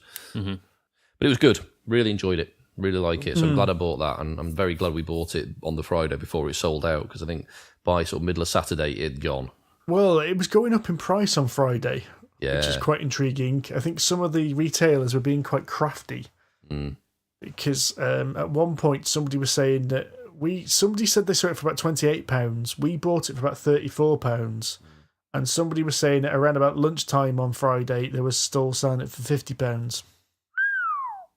Wow. Which is quite crafty on the retailer's point of view. Why not? Captive audience. Yeah. Desperation. I do wonder how many went in the bring and buy. So buy it at 28 quid and put it in the bring and buy at 50 quid. Oh, no, that is dirty. But admirable. I bet you somebody did that. Fair play to them. Wasn't me. I kind of wish I had now. It's far too longer term strategy for you, Andy. You're quite right. I had enough trouble with the bloody bring and buy as it is, so... If that was your strategy, you'd have realised you need to sell it about 3 hours after the expo ended. Yes, my usual worker placement strategy. Shit, I've run out of turns. Bollocks. I've just thought about it almost a week after the expo. So. Yep, always true to form, you two. Yep, that's us. Speaking of your favourite kind of game, Mr. Lewis, and we must point out this is not a worker placement, but it is the sequel to a worker placement. Oh, yes. The one that we got taught. We were given a linguistic course by Mr. David Turksey in the middle of the expo. How badly wrong were we? We weren't actually hugely wrong, but I did kind of blag it and insist that I'd pronounced it correctly, but with a dirty northern accent. And he seemed to buy that explanation, so he's either just humouring me or he's gullible. The first one, Andy. Lies. It's Teotihuacan. He also corrected you that it's not a worker placement game as well. No, no, I'm not quite sure what it is really. It's a rondel game. A rondel. Not a worker placement game, it's a rondel game. A rondel. He's a nice guy, Rondell. Builds good computers. So what's a rondel game? Oh my god. I've just killed Steve with a shit joke. Teotihuacan is the spiritual successor to No, first, what's a Tzolk'in. rondel? Oh, sorry. Well, it's probably best if Andy does actually describe how Teotihuacan works, and when he describes the rondel, I'll go, that's the rondel. And you'll know because you'll say, that's the rondel. Have we got like a little bell for the rondel sound? A bell for rondel. A rondel gong. Yes, there you go. Get a gong sound, Steve, and stick it in here. Right, on to the description. Teotihuacan is the spiritual successor to Tzolk'in. So it's by the same guy, so it's designed by the same guy, and you can tell. So there's a lot of similar mechanics. It's, I think, probably slightly heavier than Tzolk'in, but not by much. It's kind of heavier and lighter at the same time. So the idea is that you have 3 workers, so dice, and there's essentially a track around the outside of 8 fairly large spaces, and you can move one of your workers 1, 2, or 3 spaces. Okay. And to basically go into one of these boxes. In a clockwise direction. In the clockwise direction, yes. And in those boxes are either resource collection, so there's the same resources as there is in Tolkien, there's wood, stone, and gold, but in these boxes, there's usually a choice of 2 things you can do.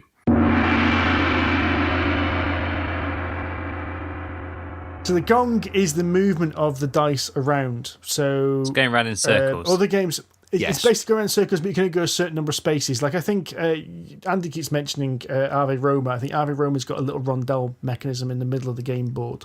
Oh, in the Colosseum, yes. Yes. So what it is, you're moving, rather than placing a worker on a specific space, you're choosing an action based on moving it around in a circle. And there's somebody's probably going to tell me I'm wrong here, but if I remember rightly, some of them have circumstances where you can't go to a spot where somebody's already been, so you have to skip over them. Okay. So in the case of Teotihuacan, you can only move 3 spaces around a certain, like 8 possible spaces. And landing on other people's spaces where other people are has effects. Yeah, it usually costs you money, basically. So if there's somebody or a number of other workers on that, or a number of other colours, I should say. So everyone has a different colour, and you end up on that space. You've got to pay a certain amount of cash relative to the number of people on there in order to be able to use one of or both of the actions in that space. So you can either gather money, build houses for the poor, or you can take a kind of a temple effect, which is basically an upgrade, or you can build the pyramid in the middle of the board, which is really cool. So there's physical blocks, and you could build this sort of Incan pyramid or Mesoamerican pyramid to cover all aspects, because we were told it's definitely not Aztec. All right, then. I think it's Incan, but I'm sure David will probably write to us and tell us we're both wrong. I thought it was Mayan. Mayan, there you go. You get these like big square blocks, and they've got 4 symbols on them, and you put these blocks down, and the idea is that the more symbols you can match with the level below, the more points you'll score, basically. It was like a little mini game, wasn't it? It's like, like number 9. Kind of, yes. Yeah, kind of like number 9, actually, yeah. Except less infuriating. Well, no, actually quite as infuriating. No, quite as infuriating, actually. And more complicated. Brilliant. Yeah, there's a load of tracks on it. So there's 3 temples like there are in Tolkien. So the further up the temples you go, the more points you score, basically. And there's only 1 spot at the top, so it's a race to get to the top if you can get that far. There are 3 scoring opportunities in the game. Tolkien has 2. This Teotihuacan has 3. So at the end of essentially a solar eclipse, everyone scores points depending on where they are on all of these tracks. And there are 3 solar eclipses at the game, but the eclipses get shorter each time. And points are cumulative. So there's loads and loads and loads of different ways of scoring points. So it is quite hefty and definitely my sort of game. What was interesting as well is the game was modular. So all the spaces, these 8 spaces, it's like, this is the default board setting, but we're going to have this massive stack of other spaces which can replace the current ones. Okay. You can essentially build your own board. Yeah, he said, I'm not going to go through them right now because they're modular and they're not the standard game, so you want to try the standard game first. And it was just like, hang on, well, how are these other spaces going to work? Because this means that, in theory, you could customise and modify this game drastically so it plays differently every time. Yes. To which he raises an eyebrow. Yeah. I mean, the spaces are going to basically be the same, I'd imagine, or at least variants thereof, but you can move them around. So presumably having all of the same type of space in one end of the board will be a right bastard, because otherwise they're fairly evenly spaced around. So you can gather our resource within, your 3 movement spaces. Whereas if you stick them all at one end of the board, obviously, there's a big sort of slow progression through one end of the board and then a massive race to go around again if you bunch them up. But yeah, so there's a lot going on. The 4 of us were also sat there like, well, we've played, for 40 minutes now. Shall we just call it? I tell you what, let's get to the end of the first eclipse. That's fine. We've played it an hour, give or take. And the guy came over and said, oh, you're not playing the full game? Look, we're all going to buy it, mate. It's fine. Oh, all right then. But I loved it. You can definitely tell it's like Tolkien. In fact, all 4 of us really enjoyed it. The 2 guys we played, who were sort of 2 randoms that joined us, they really enjoyed it. They're also big fans of work placement Euro games. So, yeah, it went down well. The one thing I am a little concerned about is the artwork. Right. I thought this, because I remember looking at it and thinking it looks a bit pale. Mm-hmm. I think that's just the printout of the demo copy. Because I hope so, because I imagine it's going to be a lot more colourful. I'm looking now on Board Game Geek at the digital render of what the final game should look like. It's a lot more colourful. Brilliant. Good. So I think someone just needed to buy some more ink for the printer before they made the prototype board. But yeah, no, we all 4 of us at the table really enjoyed it. It's a very solid game. It's one of the few sort of big board games that we found there, and I'm a big fan. I think it's one of my games of the show. It's not the only one, but it's one of the ones that stood out for me. But I kind of already knew it would, because it's definitely my sort of thing. But the chap whose name I forget, he basically fried my brain. This is the guy that tried to teach me this card game last year that my brain just sort of basically did itself an enemy last time, the sort of dungeon crawler, that my brain just went, no, I've had enough now. I'm out. Yeah, Steve really enjoyed the dungeon crawler from last year. I can't remember what it's called, but it's the same guy, and he remembered me for basically just going, this doesn't work, I'm sorry. But no, he's a really good teacher, and he taught us Teotihuacan really well, and we also went, yeah, this is really good. But he was saying that it's all going to have realistic resources. The tiles for the temple are going to be like nice big blocks of wood, and all sort of nice big chunky things. So yeah, it sounds, and it plays really well. So I'm really looking forward to that. It's probably going to be about £60 retail. It's not going to go to Kickstarter. It's just going to be on the shelf, and I think it's in print now, isn't it? I think is what he said, Steve. So it should be available in a few months' time. I think they're aiming for that kind of Essen release. If it's a big Euro game, that's your major market. Yeah. So I think they were heading to printers very, very soon. Yeah, it certainly felt like the game was finished. I mean, we even left behind the rulebook as well. Mm-hmm. So we flipped through the rulebook. Now I only flipped through it. It was again just a quick printout. NSKN, who are publishing this, have got a reputation for terrible rulebooks. Yeah. But this looked really quite good, and this was still an early draft of it, I think. So. It looked ready to go, to be fair. Cool. Yeah, no, it's great. I really liked it. So I'm keen to play it again already. Speaking of the other chewy game we got our teeth into. Nom nom nom. Yes, nom nom. See, I like that little segue there, Steve. I'm chuffed with that. Was Chocolate Factory by Alley Cat Games. Yes. Now, this was a very early prototype, this was. There was no artwork. It was just chucked together with Crit Stick, basically. Yeah, this looked like someone had got some scissors out the day before the expo and has quickly glued everything together. So everything was very rough, and I honestly thought this game was actually going to be a little bit further advanced than what it was. But this was like combining the best of 2 worlds, I thought. Was this the one with the conveyor belt? Yes. Yeah. So this was really thinky. Right. But at the same time, I reckon you could play this in an hour. Okay. It felt. So I reckon there's a nice balance between this kind of really get your teeth into it game, but also something that's going to be quite quick to play. And basically what you were doing, you were making chocolate. You had a production line to make chocolate, and then you had orders to fill. Right. And what you were doing was you had this production line. It was a production line each. Now, I thought, based on the description we'd seen online, it was one production line for everyone. But it wasn't. It's a production line for yourself. So basically, you're making like a little. It reminded me of have you seen Scratch? No. So Scratch is like because my wife's a computer science teacher. So Scratch yes, is it's a programming language for kids basically, and it kind of reminded me of Scratch because what you were doing is you were building a little production line that would change things, but what you were doing is you'd have to spend resources to power up certain lines of the code, as it were. So you'd put in a little block of raw cacao on one end, and like one process would change that cacao into a bar of milk chocolate. Okay. After that, the analogies went out the window because it was just red blocks, yellow blocks, green blocks, and blue blocks. Right. Because they hadn't made the prototypes of the bits yet. But then you'd have to, there was a process where you could change a brown chocolate bar into a red chocolate bar. Or you could change, and a bit like Spice Road in a little way, you changed 2 chocolate bars into 2 green chocolate bars, or 1 blue chocolate bar into 2 red chocolate bars, that kind of thing. But what you had to do is you had to spend resources to activate a column in your factory, but the right bar of chocolate had to be on the production line at that point for you to activate that. I think I might like this. There's a balance between making sure the piece you wanted to work on was in the right slot of your factory and having the right resources, because you needed 2 resources which were basically people and power. So certain processes required power, certain processes required people. Fuel and then there was ways you could manipulate the contracts as well to try and get you more victory points.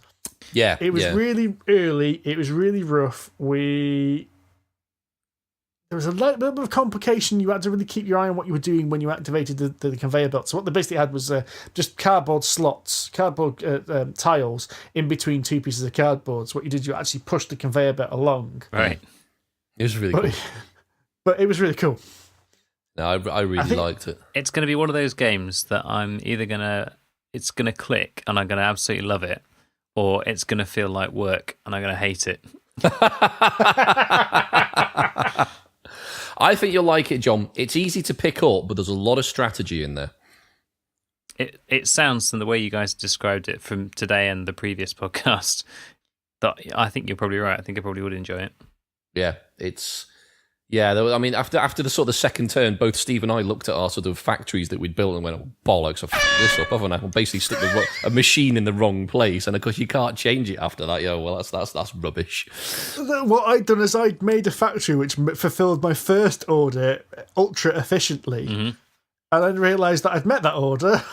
I didn't have any similar orders left in my pile, and I was desperately trying to grab more orders to try and get another order which had the same requirements. I didn't. It's just like, I'm going to basically strip down and rebuild my entire bloody factory now. But it was very good. I really enjoyed it, and I think it looks like that Alley Cat are making some pretty good games at the moment, because they've also done Dice Hospital, which I've mentioned in the past. I've still not got a chance to play it. That's 2 expos I've been to now, and it's been mobbed every time. You kickstarted it, so it's on its way. Yeah. Whether it's shit or not, I'm getting it. But that looks really good. It was a lot more advanced, obviously, now. It looks lovely. So, yeah, bit of a fan of Alley Cat at the moment. It looks like they're making some good stuff. Yes, definitely. Them and Braincrack were probably my distributors or publishers of the show, I think. Yeah, I think that's probably fair. Those two had some really solid games. Speaking of which, we haven't mentioned the games from Braincrack. Now, the one game we didn't play, but everyone I know who did play absolutely raved about it, was The Gig. Okay. Yes. The Gig is this jazz band game where your dice placement... Great.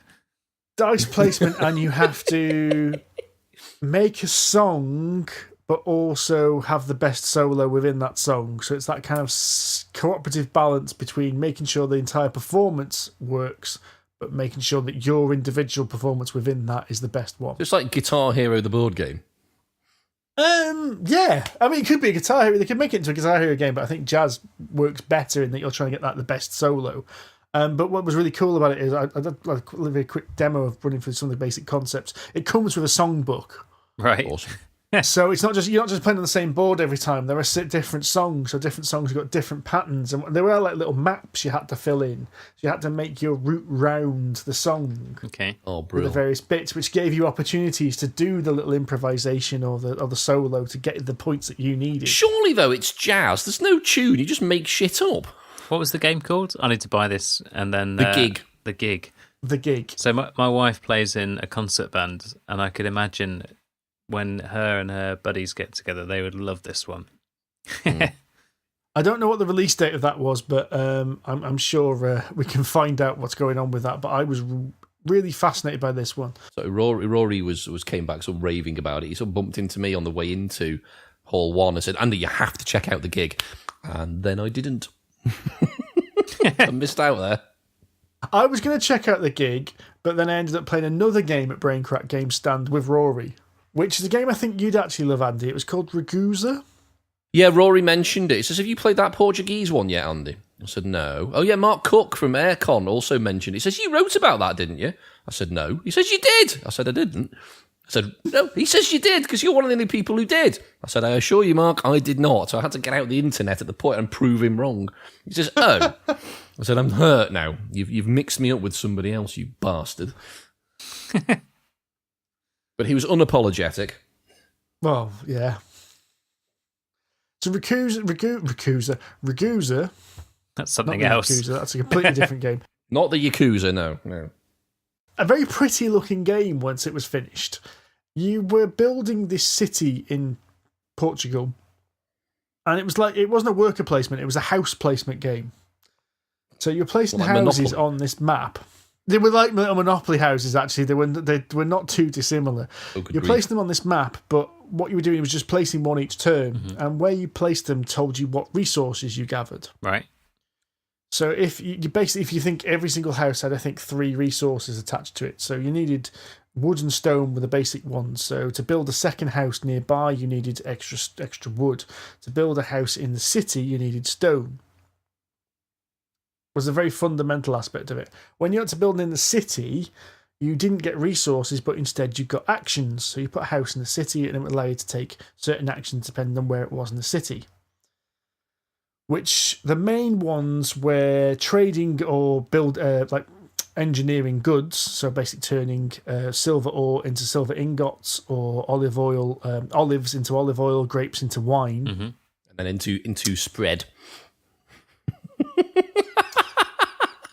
Trading those, I'm going to ignore you. Trading those goods For the best. Carry on. Or you were actually supposed to be also building a wall around the city, so you could build wall sections and build towers. Okay. That's a very, very, very light overview of what you were trying to do, because it was actually much more complex than that. Because the way in which you activated certain spots allowed other people to do certain activations. So it was that whole kind of like points buffet thing, where you could get points for lots of different things. No, it's a buffet, goddammit. Have you upgraded it now? It's not just a salad, it's a buffet. It's not a point salad. It's not as healthy as that. Point salad. No, a point salad. Salads are mostly lettuce. So a points buffet. It can only be a point salad if there's one major thing to get points from and a couple of minor ones around it. A points buffet allows you to take anything you want, like going to a harvester, you know. It's a points all you can eat. Yes. Good lord. It's probably bad so it's for you. that kind of game now. Well, yeah, especially when you get the deep fried onions on top. But this was healthy. This was red wine and olive oil. Yeah, real healthy.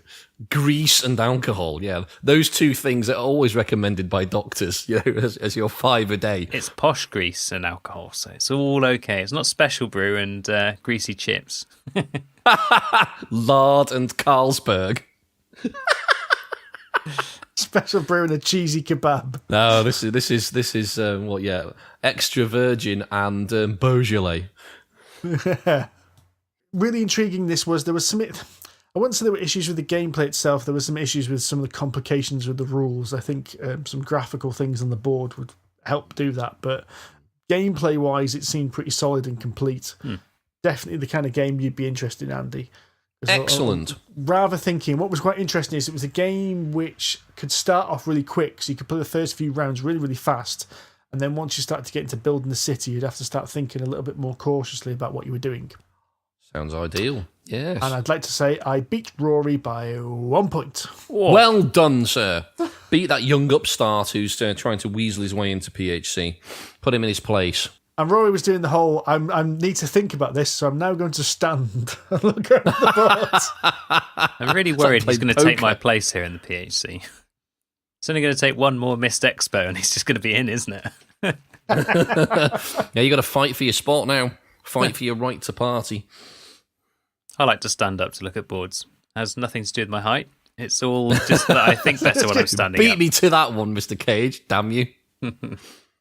Speaking of games what I like, we went through, and Mr. Turksy actually, again, we were taken through, we didn't play, but we were just going, no, actually, the Trickerion expansion, the upcoming expansion for Trickerion. We didn't play it, but it was set out, and David himself and the other designer went through it with us, just explained exactly The other designer. The actual main designer of the game, whose name escapes me, much to my shame. But I really like Trickerion. Steve's now played it as well. I'm really interested in the major expansion to it. So it adds a couple more boards, a lot more mechanics, etc., etc. So it's basically more betterer to an already fairly complicated game. So it gets my vote already. Fair enough. I think that's hitting Kickstarter pretty soon. Yes, it is. It did look like there was several more options. I only played one game of Trickerion. I need to play it again with more players, I think. Yes, I agree. I want to see how it's with 2-player, and I'd like to play it with 3 or 4 just to see how it balances out. Because I kind of clicked how to do the game, but I felt one of the action spaces was a bit restrictive. Yeah, apparently that's always the case, though, because you've got 4 players, it just opens them up. So we'll have to see how it plays. But yeah, with the Alley Cat expansion, which is with the game, and then there's the additional expansion, Dahlgaard's Gift. Alley expansion. That's the one, yes. What did I say? Alley Cat. Oh, God. You're obsessed. Well, there's a cat icon as to denote the expansion cards and stuff, so that's why.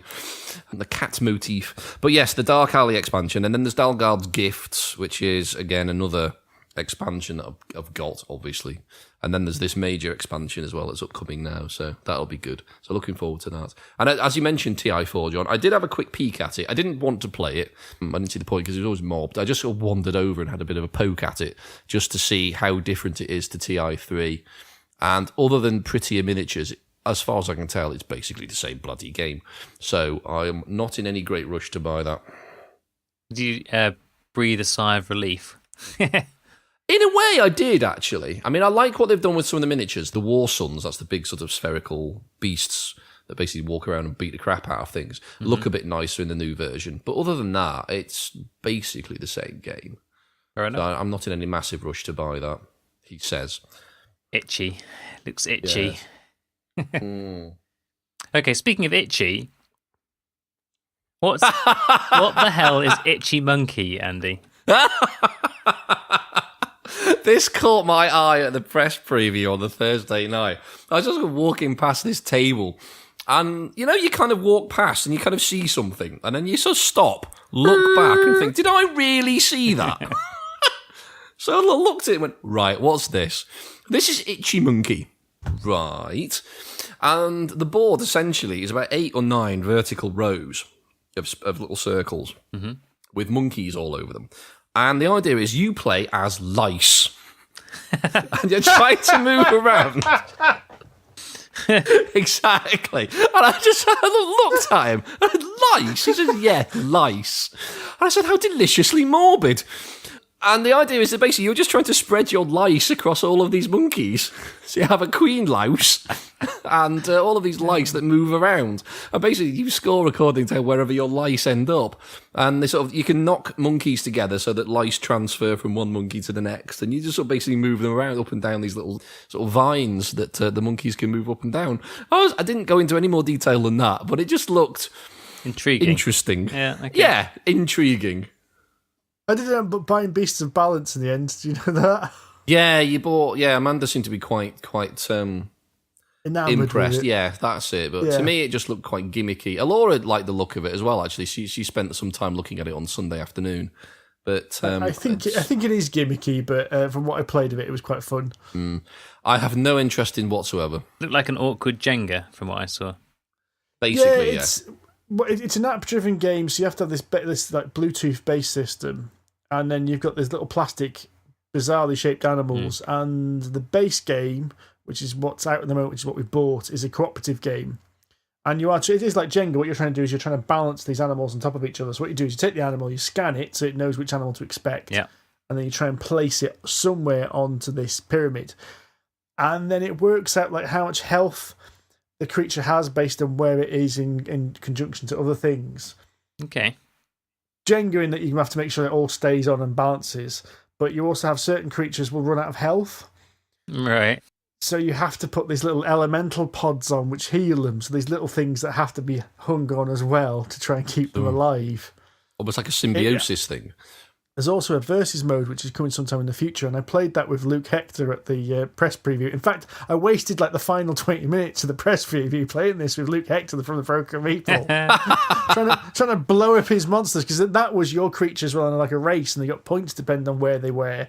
So you were doing things to try and balance things to try and remove points off other people, and then playing cards to try and destroy their monsters. That was quite interesting. It was, yeah. Okay, yeah. We've got it home, and Amanda is keen to play it, but it needs batteries, and I don't think I've got any double-A batteries in the house. Rubbish. Oh, well, never mind. Nah, I think Alora liked the look of it as well, but I'm not interested at all, so she can buy it, but I ain't playing it. It doesn't have enough worker placement for me. Well, it sounds like there's an awful lot of placement in this one, actually. Yeah, but none of them work. Yeah. Work, you little bastards. Give me something for my placement. One other big one I have to get in. I was really interested in Heroes of Tenefyr. Ah, yes. Did you play it? Was it good? I played this, yes, I did play this. Now, this is another one of those games, and this is actually a bit of a theme for the weekend, where we played it, and about halfway through the game, we went, Done. We've seen enough now. We're going to go on and do something else. To which the game designers kind of look at you and go, oh. But the truth of the matter is, we haven't got time to play full games of everything. Yeah. Every designer wanted us to play a full demo of it, like a full game. We're like, no, we'll get about 4 games done if we do that. Off. So we've seen enough. We know how it works. We either like it or we don't at this point. Heroes of Tenefyr was it's a simple-ish deck building game. So what you have is you have a set of dungeons laid out in front of you, and each dungeon has got a special effect which when you clear the dungeon, and a stack of monster cards which you can see the top monster card. Mm-hmm. And what you're doing is, as a team, you have to get enough points to kill the monster. Yeah. So I don't know, let's say for level 1 dungeon, the goblin requires 8 points to kill it. You draw 3 cards from your deck, which are numbered 0 and 1. Okay. If you don't like what you've drawn, you discard them and draw some more. And you can do that again and again and again. And in your deck, you also have some special cards for your character. So there's Barbarian, Cleric, Bard, and Thief, which would allow you to do other things as well. So you have to either pick that hand or pick another hand. You can't just pick some of them. No, pick that hand or discard the entire hand and draw some more. Yeah, okay. And what you were trying to do is, once you've gone around all 4 players, you wanted to get enough points between all 4 of you to beat whatever monster that was. Mm-hmm. Really, it was an exceptionally simple game in that regard. You would just a little bit of push your luck, okay, it needs 8, the first person draws 2, then everyone can get by drawing 2, or the second person draws 3, well, you're already there, the third person can do it, whatever. Where the kind of management came in is every time you exhausted your deck completely, you were considered to all have to be exhausted. So as soon as one person exhausted their deck, you all had to rest, which advanced on this little turn marker for the entire game. Right. Same happened if you cleared a dungeon. So once you cleared one dungeon of all cards, you got a level up ability which was based on that dungeon, and then you advanced it again. Okay. So really quite straightforward, to be honest with you. Some nice little decisions in there because there was a lot of cards in your deck with 0s on there. You were often kind of going, well, I'm going to go first and see what I get. Do I carry on or not? Yeah, carry on kind of thing. Now, I would say we played about 3/4 of the game because we got to like the level 4 dungeons, and me and Amanda both went, right, we've seen enough now. Eventually we'll have to go fight the boss monster. Mm-hmm. And you could decide to fight the boss monster whenever you wanted, but if the turn tracker got to the end before the end of the game, you had to fight it no matter what. Even if you're not ready. Speaking of boss monster, this sounded kind of a bit like boss monster, but in reverse.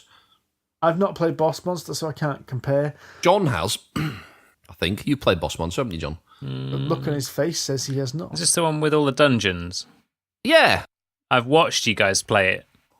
Oh, that's right. Yes, you've seen us play it, where you basically set up a dungeon and you're trying to attract heroes and murder them basically. Whereas obviously Tenefyr is essentially that in reverse. There's a number of cards in each dungeon, and you're basically making your way through them all. Obviously, Tenefyr is a little more complicated than that, but it just sounded to me a bit like reverse boss monster, but a bit more complicated, of course. I had a couple of issues with it. It felt a little bit overly long for the lightness of the game. Mm-hmm. Now, I think if you know the game, it's going to play a bit quicker. But I did feel that we were approaching, I think we played for about 3/4 an hour, including teaching. And I was kind of at the point where, unless this game is going to do something really different very soon, I can't see it having much more playability, if that makes sense. So the dungeons are all going to be random and such like that, but I think about half an hour to 3/4 an hour, and that would be it. I think I wouldn't be interested in playing the game for much longer than that, if that makes sense. Yeah. The other problem was I found it a bit too easy. I was just going to say, this sounds horribly like another Gleam of Kill Froth. No, well, bloody hell, no. Gleam of Kilforth. Yeah, there's some elements of the card drawing and managing your deck, which is like Gleam of Kilforth, but this is such a simple game. You could play a game. You could play a game of Heroes of Tenefyr, hopefully, while I'm setting up a dungeon for Gleam of Kilforth. Yeah, okay. And that's including me speaking over your shoulder and telling you how to play the game. Wow. My worry was it felt a little bit too easy. I didn't feel like there was any pressure on us. Now, of course, we're doing a demo game. I think we played it from the easy level, but we were burning through some of those dungeons and killing the bad guys. And there was a few times when I was burning from a deck to try and get a decent hand, but it didn't feel like the penalty was enough. I didn't feel like I was being cautious. I think we just felt I was at the point where I was just, yeah, okay, I'm going to keep going until I get a 3 or a 4 out of my hand. Oh, look, we've killed this bad guy. That gave me this card, which gives an advantage, which means next turn, oh, that means we can kill the next bad guy. Were there options to make it tougher? You said it was on easy. Yeah, the track they were using had different starting points, easy, medium, and hard.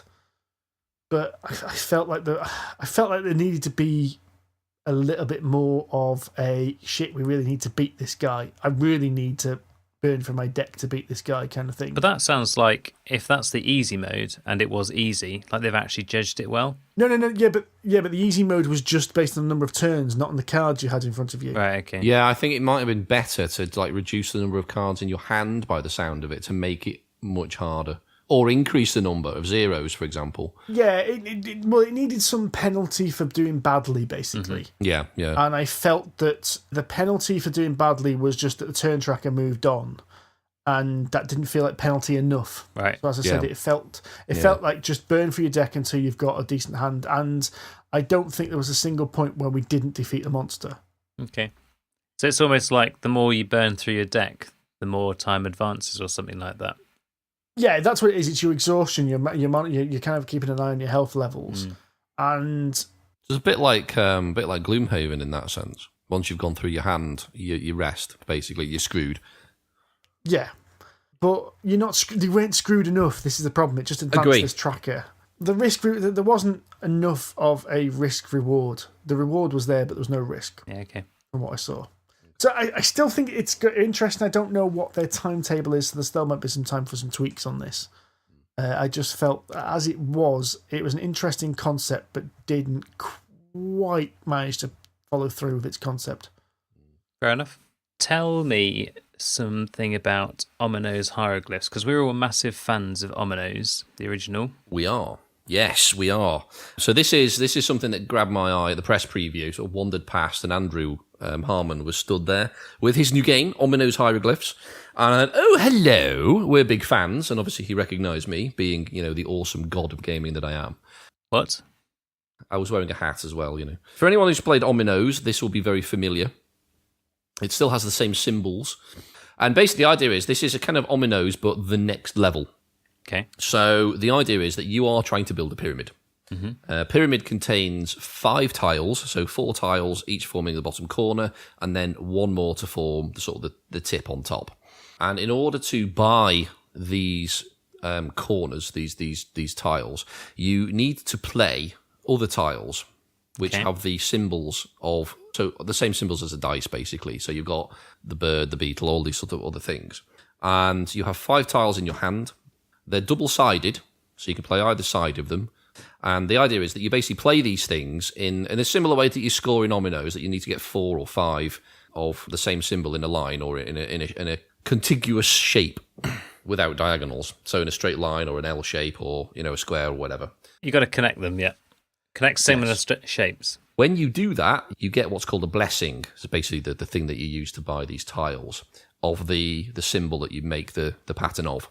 There are also what are called shrines. So if you manage to get a shrine of the same symbol in your little pattern, you'll get an additional blessing of that type. And then, once you've scored, you turn all the tiles over that score. You can then try and score again. So if you make a different shape, following turning these things over, you score again. Anything that scores for the second time, you take off the board. And they just go into the discard pile. So you end up leaving holes in the board. Okay. How do you win? You win by building your pyramid. So once you've got a bunch of blessings, you can spend 4 different blessings in buying one of your pyramid tiles. The base pyramid tiles have got a little symbol on it, so one of the 4 base symbols, the bird, the beetle, and all that lot. Yeah. You put another blessing to form almost like a pillar. So you put these 4 pillars down, so one for each corner, and then you buy your final tip. Put that on top. Phrasing. Just the tip, yes. Put the top of the pyramid down, and then you put the Omino tep, so the circle snake, on top as the final blessing, and that's you winning the game. Okay. It takes about half an hour, give or take, to play. Was it as much fun as the original Ominoes was? Because it sounds... Yes. Okay. It's more complicated. It's very good fun. It is a lot of fun. There's a lot of you in there. Because, you'll play a move, you'll turn things over, and that'll ruin somebody else's turn. A bit like Ominoes, you'll put a die down, score points, take those dice off, and it'll ruin somebody else's next turn. It's still got that kind of mechanic in it, but it's just a little bit more complicated. This game is, again, getting quite a bit of buzz. I was hearing quite a lot of other people saying it's like Ominoes, it's got that same kind of let's screw everyone else over, and it's just as much fun. Yes, it really, really is. We really enjoyed it. It was a lot of fun. I won, which is nice. Literally one turn before Andrew, which he was not impressed with. But yeah, it's a lot of fun. He was selling copies of it at Expo. Unfortunately, he had a bit of an issue with the printing, so some of the tiles weren't entirely square. So the guy that had been slicing them up, they were a bit squint. So that's being addressed next couple of months, and it'll be out for sale in a few months' time once all of these little tweaks have been ironed out. But it was a lot of fun. We really enjoyed it. I will definitely be buying it, and I heartily recommend everybody else does too. John, you will love it. I know you will love it. Cool. Good. Cool. Good. One game Andy did get demoed to him, which was something which baffled both me and all of my friends, our friends that were there once they realised, is Andy had a demo of Hexpanse. And Hexpanse looked very nice. And the demo was to go very well because our mutual friend Adam, a D&D player, bought a copy and brought one pack back home with him. He was that impressed by it. That's an endorsement. But Andy had a demo copy of a game he owns. Yes! Wait, what? Because I've not played it yet. Okay, I can't be arsed reading the rule book. They can teach me. I'll learn it. And I did. And it's ace. Really liked it. There's some sort of twisted Andy logic in there. There is. All Andy logic is twisted. Everyone else was looking for games that was like new to them and exciting and interesting. Well, it is new to me. I've not played it yet. Yeah, but you've got it. It's at home on your shelf. It can't be that new to you. You bought it. I have. I've literally. I've opened it. I've punched it, and it's been sat on my shelf ever since. Oh, dear. And I keep looking at it, going, "Yeah, I should really get around to playing that." But it is very good, and in many ways, it's actually quite a lot like a Hiroshima Hex. Okay.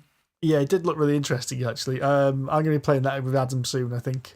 Yes, So, or with me. yes. I'm a massive fan of that game, Hiroshima Hex. Yeah, So, we should play Hexpanse, John. I'll bring it down or something at some point. You'll enjoy it, I think. It's a complete opposite reason why I didn't look at anything which is on Brain Game Stand. So Brain Games are the people that brought us Ice Cool and the Game of Trains. And they had loads of games on display, and I didn't look at them because they'd already agreed to give me some games to take home. So I basically rocked up on the stand. They gave me a carrier bag full of games to review, and I kind of went, well, I'm not going to go through these games here. I'll be taking them home with me. But not Ice Cool 2. Boo. But not Ice Cool 2, no. I should have bought that. Awakening, actually. Awakening was the escape room game from Board and Dice. which neither of us have played at the show, but they gave us like this little media kit, which came with a demo copy of Awakening and 1-page quest or A4 quest. Yes. Which is like a solo game, which you print out. You print at home. You can get the posh version, and it's just one sheet of A4 paper. You put some meeples on. It's quite a cool idea. I read something about that. Cool idea. And it did sound pretty good.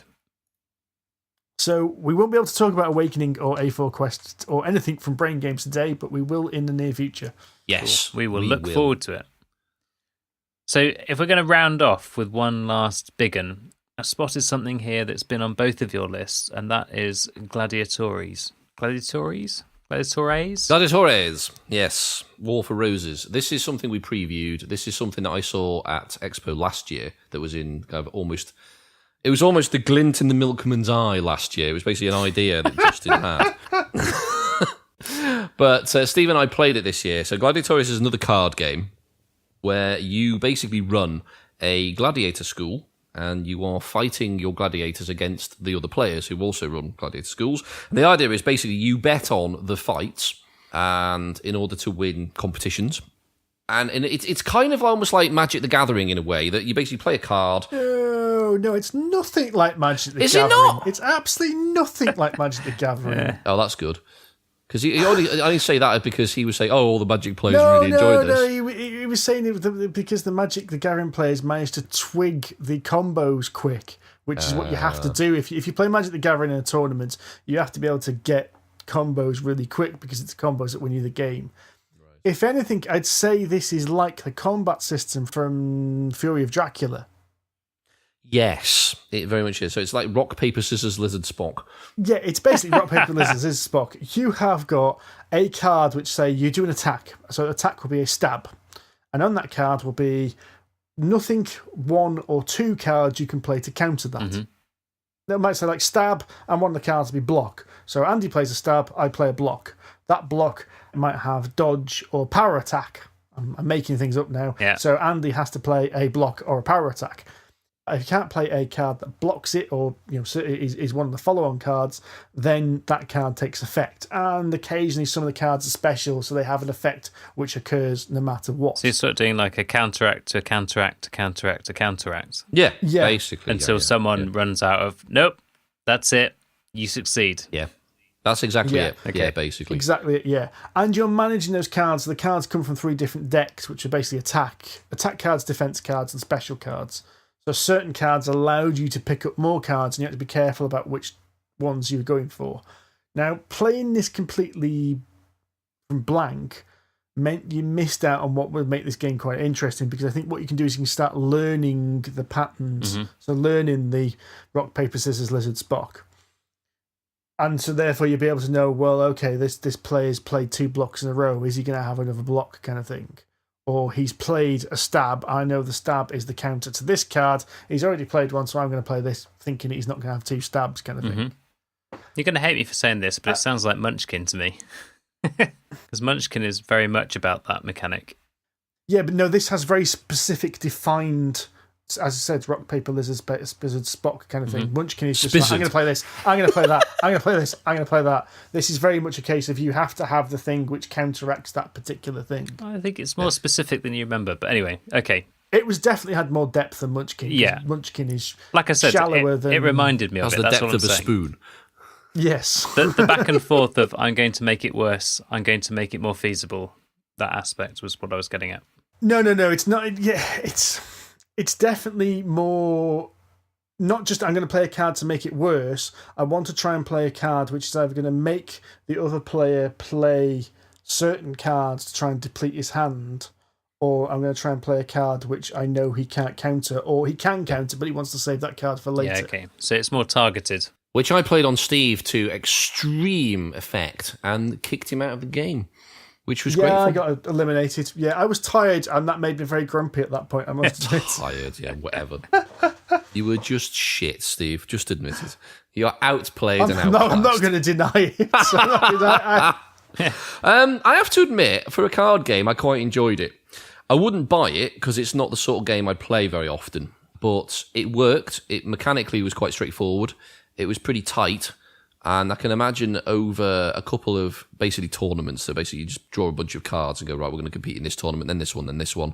Over a period of tournaments, I can see that working quite well because you need to extend your strategy so you didn't burn all your cards and your strategy cards just on one tournament, which is basically what we did. For once, the disadvantage of doing a demo game is we saw the mechanics, but we, as you said, you just burn through your cards, which you wouldn't necessarily do if you're going to be playing a multi-round game.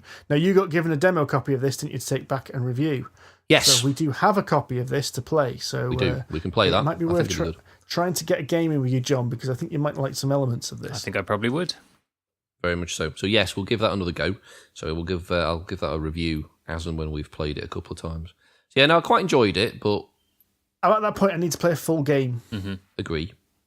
Because I agree with you. I like the combat mechanic, but it felt like that on its own wasn't enough. It needed to be part of the bigger picture, which we didn't see at the demo. That's fair, yeah. Well, I would be well up for that. I think that's everything we all saw, pretty much, that we can remember anyway. Oh, actually, one more. There's just one thing on that list. We've been talking a lot about RPGs recently, and Steve, you had something on your list of a 40k RPG. Okay, so yeah, this time I took a bit more paid a bit more attention to the RPGs than I usually do. So we've already mentioned the Middle-earth roleplay, which we all looked at, and I nearly bought and decided not to, which was the Middle-earth for 5e. Mm-hmm. I also looked at, they had Call of Cthulhu, the latest edition of Call of Cthulhu, and I must admit, I hadn't realised just how much we've been spoilt by buying Dungeons & Dragons books off Amazon and Wordery, because I think we've got used to paying about 25 quid for a hardback book. Yeah, go on. Yeah. Where all the games, most of the D&D books actually were like 35 quid at the expo, which shows you just how much Amazon and Wordery are undercutting everyone. Call of Cthulhu was £45. Ooh! And I kind of thought, Nasty. we have been spoilt, because I think that's what the kind of prices they're supposed to be, these books. But yeah, I had a very quick look at this. Now, I can't remember the name of the company that was publishing this now. Cubicle 7 are going to be doing Warhammer Fantasy Roleplay, which we did mention in the last game, so they're doing a reissue of that. They're also going to be doing an Warhammer Age of Sigmar role-playing game, but there was a German company who were doing this Wrath and Glory, which was a Warhammer 40,000 role-playing game, and that looked quite interesting because they were following the kind of FFG starter set system, so it was quite kind of light on content, so not like a big chunky rule book, but enough to get you into the game and get you into the game quick. So you had like a set of pre-made characters, and they were basically a Space Marine, an Inquisitor, a Rogue Trader, a Sitter of Battle, an Imperial Guardsman, and an Assassin. Okay. That was it. It was like a selection of characters. So you had like 6 characters to choose from, and they were all pre-made. And they said, like, this is what we're going to start with, and then later on down the line, we'll bring in a full rule book, which will give you the full rules. He took me through the mechanics quite simply, and they were based on a D6 system with exploding sixes. So, like, 4, 5, and 6. 4, 5, or 6 was a success, so you'd have a dice pool. Yep. You'd roll that many dice. 4, 5, and 6 was a success. A 6 was 2 successes. Right, okay, nice. Easy enough. It's a bit like Modiphius's 2d20 system then. Each end of the spectrum is, Well, yeah. It's a dice pool system like what Vampire is. So, if you're really good at something, you'll be throwing like a big handful of dice at the table. I can see why you like it then. Dice Chucker Tudor. Yeah. So it did look very interesting. Now, as I said, I grabbed a business card because they didn't actually have much on the stand which showed you kind of who they were. But I was really interested in this. Now, it did help that they were showing off with some miniatures, and I don't know whether these were miniatures that were going to come with the game or whether they just converted some bog standard Space Marines and that to represent this kind of thing. I have a funny feeling they were converted and painted up. Mm-hmm. But the stand itself was a little lackluster. It was a bit weird because you went to the Cubicle 7 stand and there's a massive banner for Warhammer Fantasy Roleplay. Yeah. There's a massive banner for Warhammer Age of Sigmar coming soon. These guys had one medium banner and this little tiny table on this massive stand. Well, that's what that was. Okay. Was that near the front, near the Games Workshop stand? Or was No, that it was near one the near the back. back? Yeah, okay, it was I right remember at the which one back, it was. yeah. Yeah. Near the D&D, near the D and Dice stand. Yes, it was just behind the D and Dice stand, I think. Yeah, I remember that one. So it looked interesting. I'm going to try and keep an eye on them, and I'm going to try and find out what the company name is, and hopefully link to it in the show notes. I don't mind pointing down as if I'm on YouTube, because this is a purely audio podcast. You idiot. Let's give him the thumbs up. If this were YouTube, I'd be pointing down and going, "See here, Subscribe No, we're not here. YouTube. Look at the information below this video that you can't see because this is audio." Hey guys, don't forget to like and subscribe. I hate that. Well, it sounds like we've done enough damage. Perhaps it's time to wrap the show up. Before we go, there is something very important I need to say. Ah, yes. For once. Every time I go to Expo, I always go and see Elliot from Auctions. Elliot. For two reasons. One, he's a nice chap. He made a game called Auctions a couple of years ago, which was about auctioning orcs in a gladiatorial arena. But he has now taken it upon himself to run a charity auction every time. So there's like a timed auction. People come along and just pay money for, after a certain amount of time. This is how much you buy. Bang, buy the game, bang. And all of the money goes to charity. On top of that, Paul Grogan ran a charity auction on the Saturday night, I think it was. Yes, Saturday night, yeah. And between the two of them, they have raised at least, I didn't have the final tally, but at least £3,800. So the thick end of £4,000 for Birmingham Mind and Beanstalks. So that'll be going to two local charities for the expo. And this is purely from contributions from the board gaming community. So people just donated board games for these charity auctions out of the goodness of their hearts, and they've raised nearly £4,000 for local charity, which is a phenomenal achievement. So well done to Paul and Elliot for running those two things for the time that they did. So hopefully those two charities will do really well out of that. Very good. Which is great stuff. Well done, guys. Excellent. Right then, it's about time we let our weary listeners go. It is. They've not turned off already. Yes. There's a lot of long car. This is basically the podcast that we need to drive up to Scotland listening to, because we speak to Tabletop Scotland. They were driving for 8 hours, and they got 7 hours in and thought, right, we need another podcast. What's left? No, it's just Polyhedron Collider, isn't it? Go on then, Turn it off. You're scraping through the bottom of the barrel and digging through the earth when you get to us. Harsh. But probably fair. Yeah. Thank you very much for listening. We have been Polyhedron Collider. If you actually liked what you listened to just now, It's a miracle. please share it with your friends and give us a review on iTunes or do any of actually podcast handling apps have reviews, or is it just iTunes? I don't know. I just use Podbean on my phone. Okay. I use Podcast Addict. I'm pretty sure that's got a liking facility on it. Or give us a like on Podcast Addict then. And only the 5-star button works. You can speak to us on Twitter. We are all available at PolyhedronC. I'm also available at Wahothamadenga. I'm available at Sonic H with a 0. And I'm at John_Cage. We can also be found on Facebook under Polyhedron Collider and on the Board Game Geek Guild 2726. But for now, we shall see you later. Until the next time, mortals. Catch you later.